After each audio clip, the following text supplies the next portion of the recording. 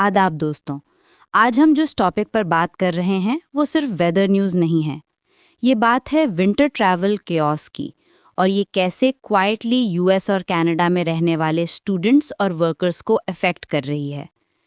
सर्दियों का season north America में हमेशा से चैलेंजिंग रहा है। स्नोस्टॉर्म्स, फ्रीजिंग टेम्परेचर्स और फ्लाइट डिलेज ये कोई नई चीज़ नहीं। लेकिन इस दफ़ा जो डिसरप्शंस देखने को मिल रही हैं वो थोड़ी ज़्यादा वाइड हैं और थोड़ी ज़्यादा अनप्रिडिक्टेबल। फ्लाइट्स कैंसिल हो रही हैं, एयरपोर्ट्स जाम हो रहे हैं और ग्राउंड ट्रांसपोर्ट आवर्स के लिए स्टक हो जाता है।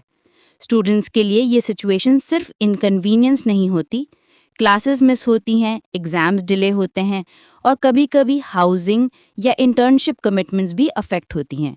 इंटरनेशनल स्टूडेंट्स के लिए हर मिस्ड कनेक्शन एक्स्ट्रा स्ट्रेस लेकर आता है, क्योंकि प्लानिंग ऑलरेडी टाइट होती है।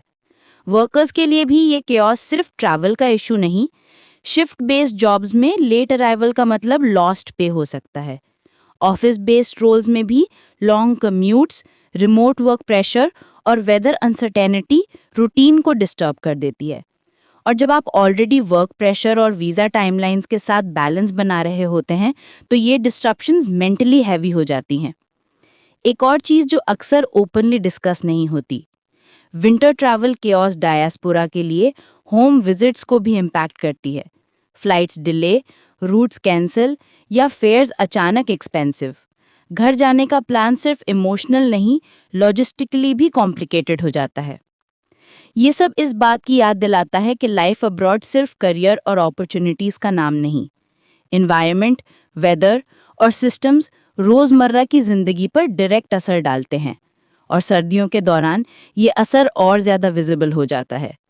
ये वीडियो किसी को डराने के लिए नहीं, ना ही पैनिक क्रिएट करने के लिए, बस एक सिंपल ऑब्जर्वेशन है कि विंटर ट्रैवल डिसरप्शंस अब ज़्यादा फ्रीक्वेंट हो रही हैं और उनका इम्पैक्ट स्टूडेंट्स और वर्कर्स दोनों महसूस कर रहे हैं। लाइफ अब्रॉड अक्सर स्ट्रॉन्ग प्लानिंग मांगती है, और कभी-कभी ये प्लानिंग सिर्फ करियर के लिए नहीं बल्कि अनएक्सपेक्टेड सिचुएशंस के लिए भी होती है। बस इतनी सी बात।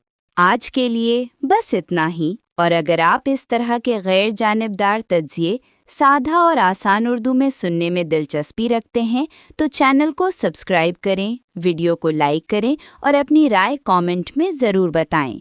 हम जल्द एक नए मौजू के साथ दोबारा मुलाकात करेंगे। तब तक के लिए अपना और अपने प्यारों का बहुत अच्छे से ख्याल रखें। आदाब।